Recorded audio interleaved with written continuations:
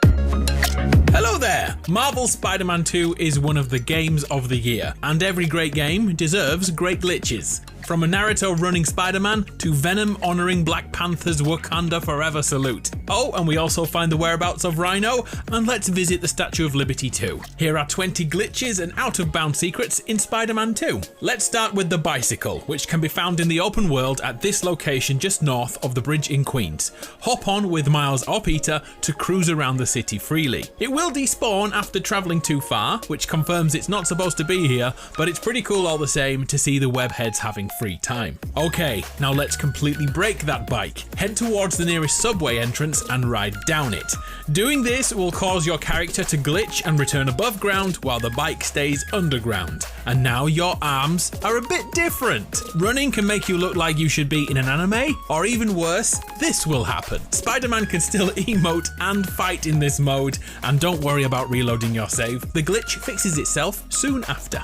I next wanted to know if Venom could ride that bike, but first we need to get him free from his mission. When you reach this part in the story, look towards scaling a building, which can be quite difficult as most buildings can be glitched through and then you're trapped inside like this. I suggest using this building here and scaling all the way up to the top. And now we have another issue. There is an automatic invisible barrier which forces Venom back into the bounds of the mission. To get past this, we just need a bit of momentum, so run between the two barrier points up here until Venom is free. Jump down to start free roaming. The first thing I tried is to see if the big man can swim.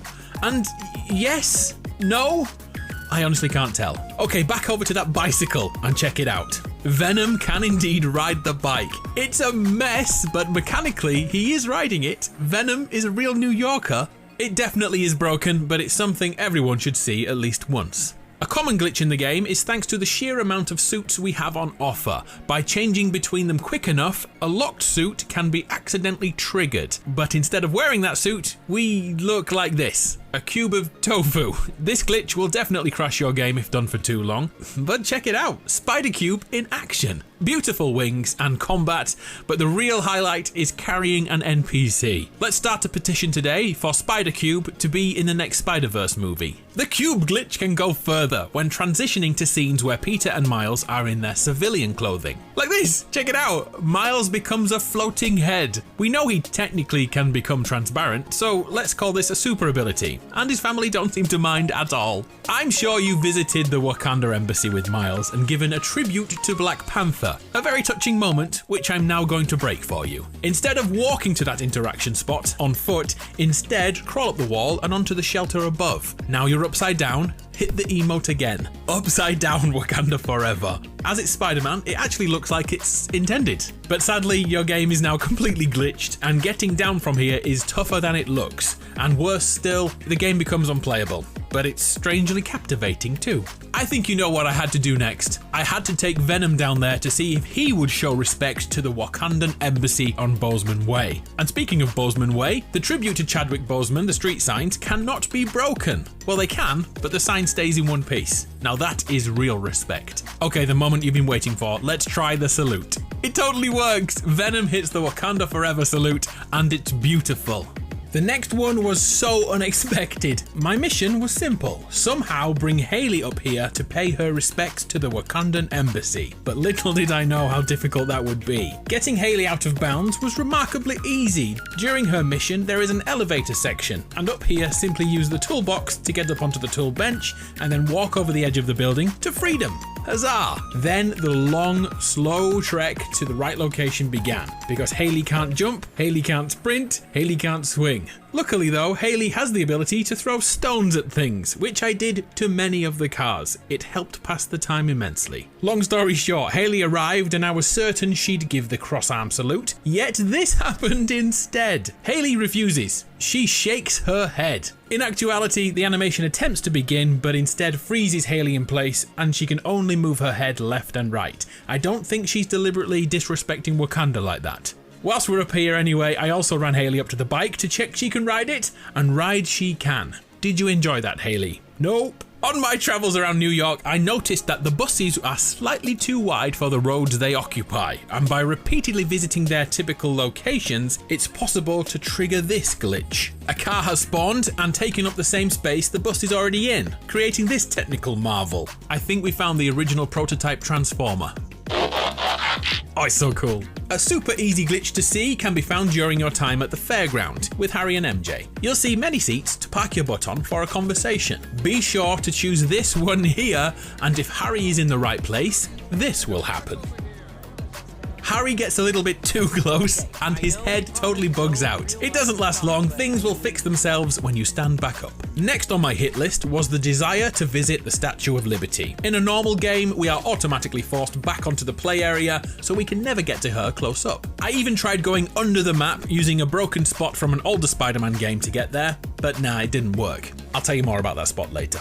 The next method is to use a train and use it to be pushed out of the bounds of the world. The best spot to do this is on this bridge here. Simply wait for a train and keep spamming backwards on the dodge button to use the momentum of the train to push you out of bounds. And that's the hardest part done. It's a simple slide and glide all the way down to the Statue of Liberty now, making sure we stay away from the main island. And voila, we've made it to the Statue of Liberty. It should be noted that all this down here is like a mirage. There is no collision here, so Spider-Man can literally pass through any of these objects. There are some trees though to allow Peter or Miles to get extra height for a few sneaky selfies with the big green girl. She isn't high resolution at all, but we can visit the Statue of Liberty in Spider-Man 2. Mission accomplished. This out of bounds method can be used to look anywhere on the map. By travelling thousands upon thousands of meters away, you'll find tiny cities and 2D greenery that look so amazing from far away, but look like this when close up. And for science, I kept going all the way to the end,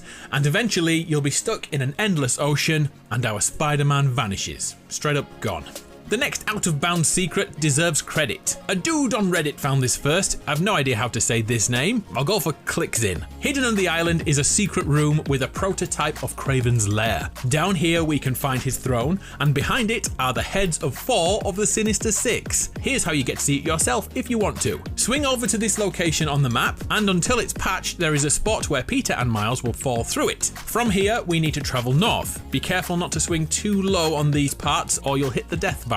You'll soon stumble on this underground location. Maneuver around to find this opening and then barrel straight in there. Crawl along the pipes until you reach this location here. And here's the main issue. It's a solid wall. No Spider-Man can enter this zone. And that's where Clicksin's big brain comes in. By using the photo mode and shimmying the camera through the tiniest of gaps here, you'll find Kraven's lair. His throne is surrounded by skulls and his trusty low-res spear. And here's the money shot. Rhino and friends have been stuffed and turned into trophies. If you finish the game, you'll know that Rhino isn't even part of the story at all, which suggests this is either a joke during development or a very different storyline was planned for Alexei. This might be my favourite out-of-bounds secret ever. Finally, be sure to visit the basketball courts at Vision's Academy and throw those meatballs to duplicate them. One bounces away as the other one is embedded in the wall that you throw it at. Weird, eh? That's got to be patched very soon. Anyway, that's 20 glitches and out-of-bounds secrets in Marvel's Spider-Man. I hope this was some use to you. I'm Adam, you're awesome. It's been a pleasure. I'll see you next time.